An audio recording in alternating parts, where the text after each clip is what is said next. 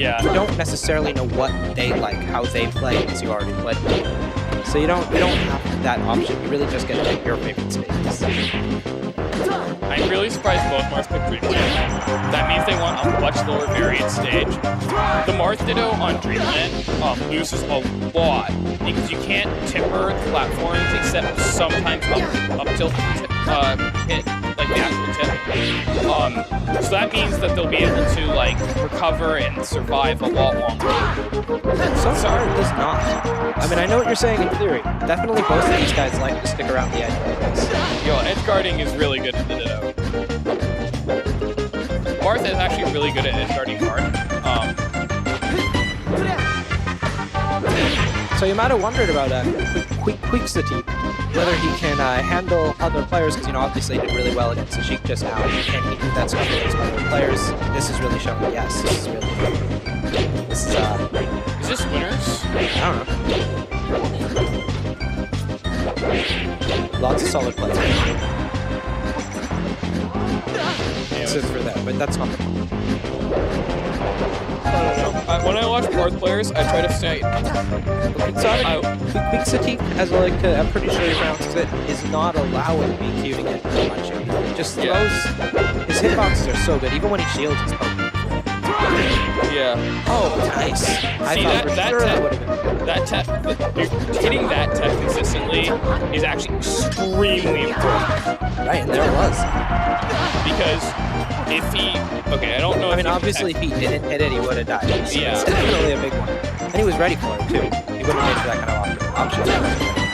Yeah, you just press L. Ooh, the Marth Killer. So, against Marth Killer, one thing you can do is you can upbeat early and high, and you land on and you will land on stage, and then they'll do like... Marth doesn't actually have a really good aerial that he can do that will knock you back. Like, Sheiks can do reverse fair. Right.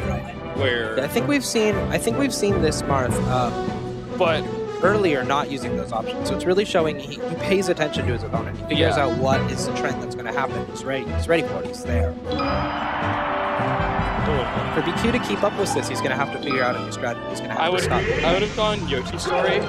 If you think you're the worst player going in the Marth Ditto, Yoshi Story is the highest variant stage by far. Listen, I see what you're going at, but no. Because if you go to a stage that you expect to win because you're more likely to be worse, then you're going to lose the next game because you're worse. Don't expect yourself to be bad. Like, you need to prepare for your own strengths. You need to prepare to actually No, you also need to prepare for your own weaknesses. So that was solid. Yeah, but if your weakness is that you're worse as a player in total, that's not good. Like, don't... He needs to play with the expectation that he's going to at least learn something from this game. At least become a better player. So when that's happening through, like, RNG, it's not the most helpful. And he's doing pretty good right here. Yeah, he's jumping. See, like, right there, that combo all started because of one double jump read. And that's really important because when Marth burns his double jump, he actually has very few tools of getting back down on the ground. So one of the common ways, like, when I punish Marth with Sheik, is that I'll, like, try to do up air strings to try to force them to burn their double jump. But, like, BQ was trying, like, right there. We'll see how far he can get. There, like, an entire stock off of just one double jump read. Normally, like, if I was advising BQ, I'd say double jump to platforms, don't double jump randomly. Because quixotic is hitting every single... Like, look how many of these stocks are off-road. He's reading that double jump. So cool. Yeah. BQ hasn't really had a lot of escape strategies. He's throwing out moves, which is good, but he's not really preparing himself for... Well, he's not just reading the double jump, right? If you look at his play, he's actually doing an option where if his opponent doesn't double jump, he'll also do something else in response. He's reacting to his opponent's play. He's not really... Like, oh no, that's it. He's setting him up for so many options. Yeah.